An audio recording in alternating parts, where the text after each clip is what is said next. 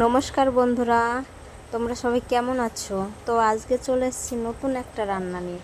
আজকে করব চিকেন বিরিয়ানি। তো প্রথমে জলটা আমি দিয়ে দিলাম, তারপরে জলটা ভালোভাবে গরম হয়ে গেলে তার মধ্যে আমি একটু সাদা তেল দিয়ে দিলাম।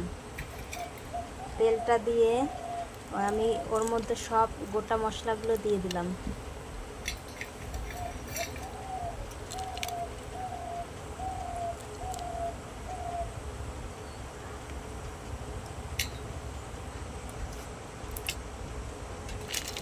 এবার আমি চালটা দিয়ে দেব। এদিকে আমি মাংসটা ম্যারিনেট করে নেব। তো প্রথমে হলুদ দিলাম। হলুদ দামে এদিকে মশলা একটা রেডি করে রেখেছিলাম। ওর মধ্যে ছিল আদা, রসুন, গোটা জিরে, কিছু কাঁচা লঙ্কা আর একটু লবণ, একটু তেল দিয়ে ভালো করে মাখিয়ে নেব। মাখিয়ে কিছুক্ষণ ঢেকে রাখবো এটা।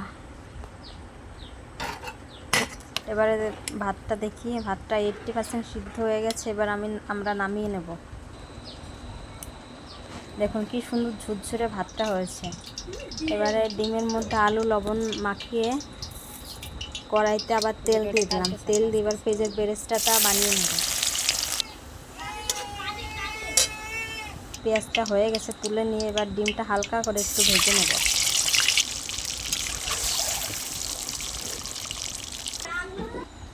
ডিমটা ভেজে নামিয়ে নেওয়ার পরে আলুগুলোও ভেজে নেব ওই তেলের মধ্যে।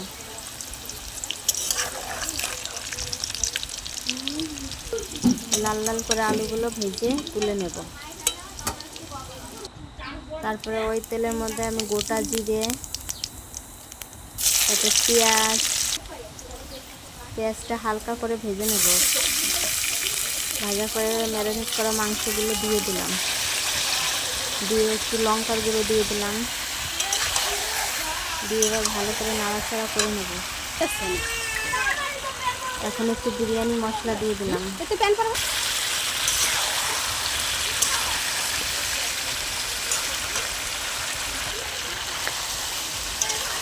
এখন ভালো করে কষিয়ে নিতে হবে, সময় নিয়ে কষতে হবে বন্ধুরা। তুই জানি আছিস? দেখুন কি সুন্দর হয়েছে। এখন একটু গরম মশলা দিলাম, চিকেন মশলাটা দিলাম, আর একটু সময় কষিয়ে নেব।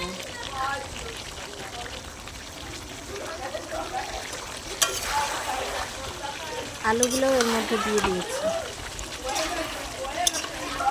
দেখুন বন্ধুরা কি সুন্দর কালারটা এসছে।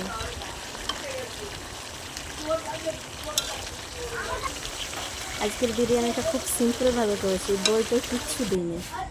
এবার এদিকে প্রথমে রাইসটা দিলাম, তার উপরে মাংসগুলো দিয়ে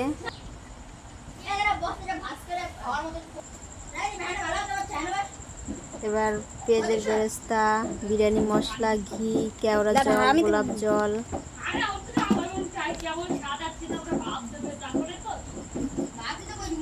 সব কিছু দিয়ে আমরা 3টে লেয়ার সাজিয়ে নেব।